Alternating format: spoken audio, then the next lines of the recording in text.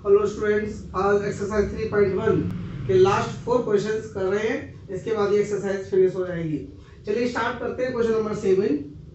Question number 7 में समीकरण बराबर ये दे रखी है, अर्थात इस समीकरण में दो अवयव बराबर दिए हुए हैं और हमें ए बी सी तथा डी के मान ज्ञात करने हैं। देखिए, अगर दो अवयव बराबर होते हैं तो उनके संगत अवयव बराबर होते हैं। तो हम क्या करेंगे, इन दोनों अवयवों के संगत अवयवों को बराबर रखेंगे और बराबर रखने से हमारी 4 समीकरण बनेंगी। उन 4 समीकरणों की सहायता से हम ए बी और सी तथा डी के मान निकालेंगे। चलिए स्टार्ट करते हैं। a माइनस बी,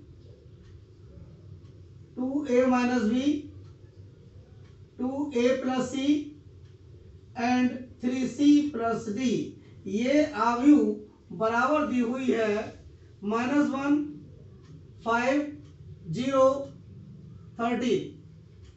ये दोनों अवयव बराबर दी हुई हैं, दोनों का ऑर्डर समान है। इसका भी ऑर्डर 2/2 है और इसका भी ऑर्डर 2/2 है। ऑर्डर का मतलब है कोटि, दोनों की कोटि समान है। तो दोनों अवयव समान है तो इनके संगत अवयव बराबर होंगे। तो हम इनके संगत अवयवों को बराबर रखेंगे। संगत अवयवों को बराबर रखने पर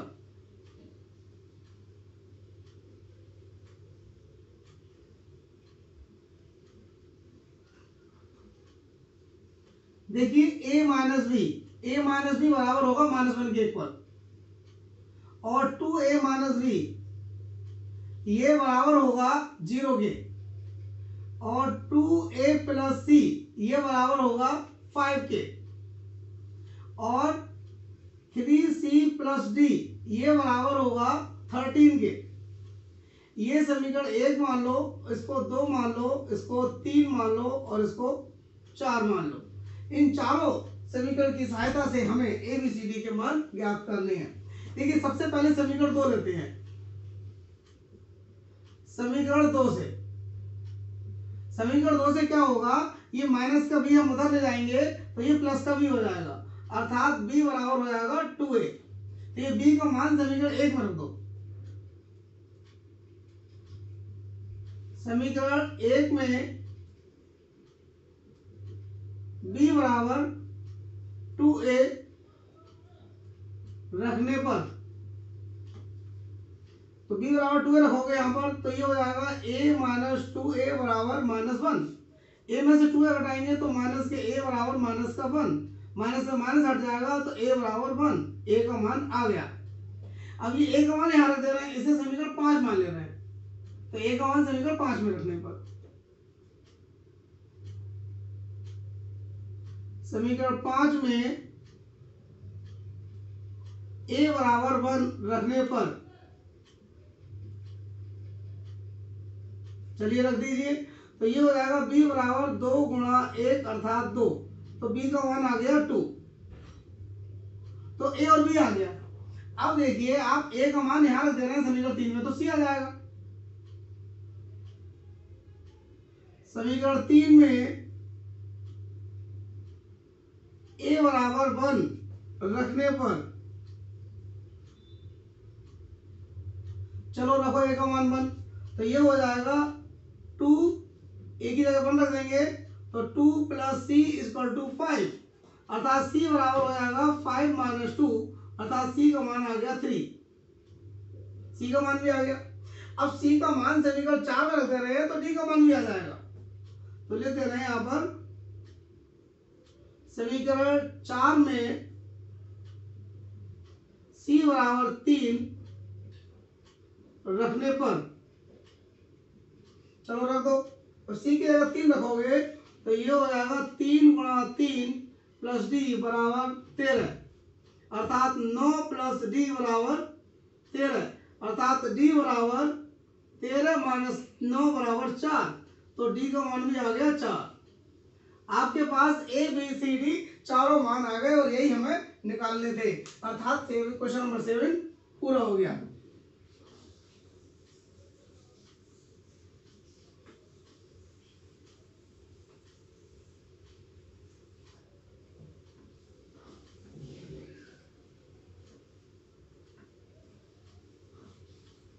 चलिए अब स्टार्ट करते हैं क्वेश्चन नंबर 8। क्वेश्चन नंबर 8 में क्या है कि a बराबर ब्रैकेट के अंदर है ए आई जे और ब्रैकेट के बाहर है m गुणा n एक वर्ग आव्यूह है यदि, ये चार ऑप्शन है हमारे पास, इन चारों में सही ऑप्शन बताना है। हमें दिया हुआ है कि ये जो आव्यूह है वो वर्ग आव्यूह है और हम जानते हैं वर्ग आव्यूह में पंक्ति और स्तंभ दोनों की संख्या बराबर होती है, अर्थात number of rows equal to number of column, तो दोनों बराबर होंगे। देखिए यहाँ पर जो आई है ये रो को प्रदर्शित करता है और ये जे है वो कॉलम को प्रदर्शित करता है, और ये जो बाहर एम और एन है ये एम नंबर ऑफ रोज को प्रदर्शित करते हैं और एन नंबर ऑफ कॉलम को प्रदर्शित करता है। और वर्ग आव्यूह में ये दोनों बराबर होते हैं, अर्थात एम और एन दोनों बराबर होते हैं। तो इसके हिसाब से हमारे लिए ये विकल्प जो है सही है। हमारे हिसाब से इसका विकल्प सी, इसमें एम बराबर एन है और वर्ग आव्यूह की यही कंडीशन होती है कि उसमें पंक्तियों की और स्तंभों की संख्या बराबर होती है। तो हम लिखेंगे, हम जानते हैं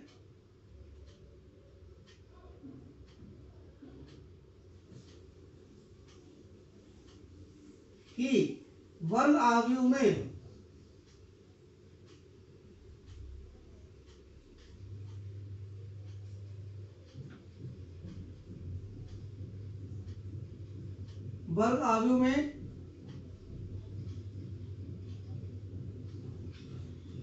पंक्तियों की संख्या बराबर स्तंभों की संख्या।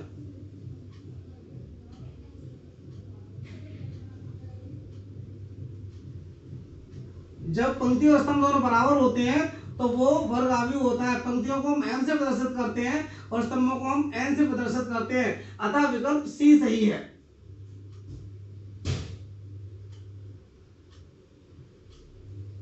अतः विकल्प सी सही है। ये क्वेश्चन 8 हो गया। चलिए अब बात करते हैं क्वेश्चन नंबर 9 की। क्वेश्चन नंबर 9 में क्या दे रखा है कि x तथा y के प्रदत्त किन मानों के लिए आव्यूहों के निम्नलिखित युग्म समान है।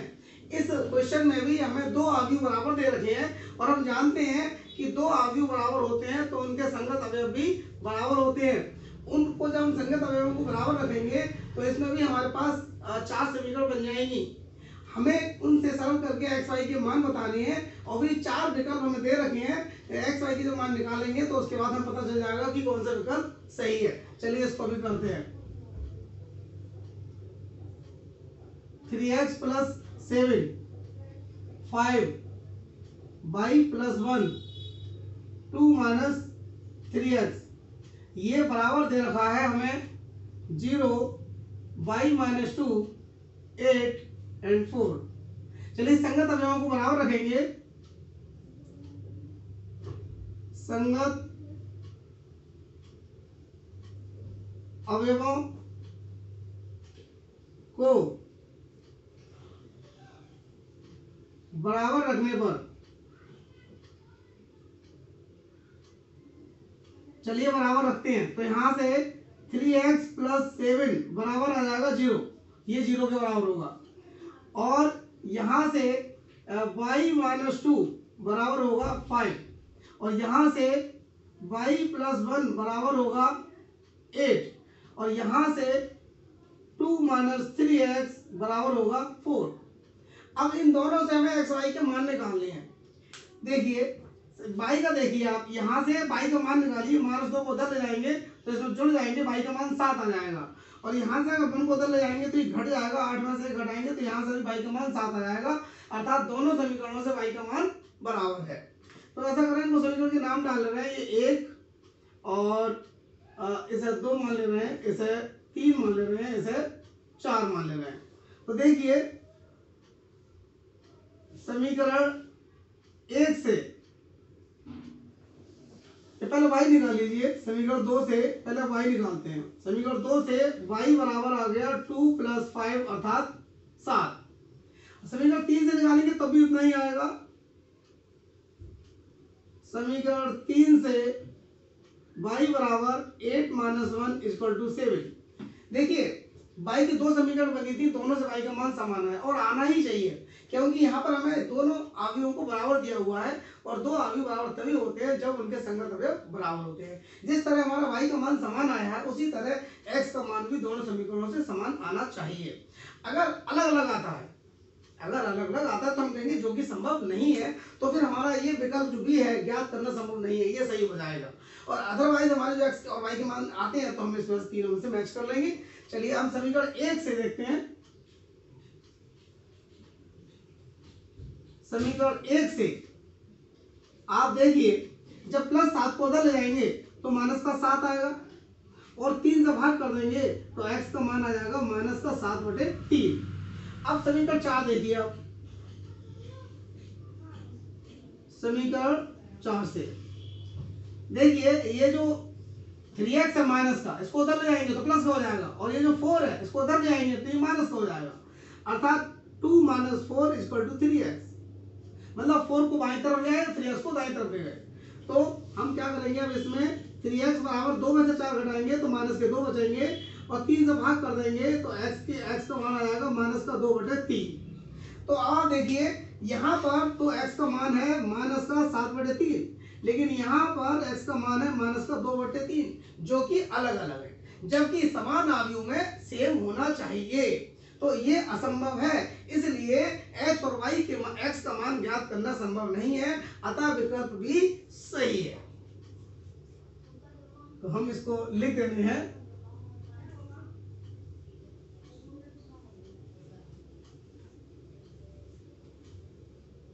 तो हम जब x के मान अलग रहा है इस बात को लिख दे रहे हैं, क्योंकि x के मान अलग अलग हैं,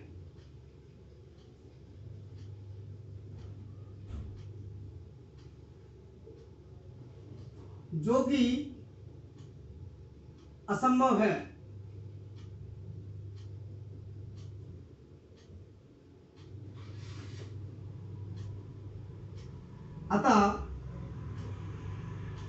अतः विकल्प भी सही है।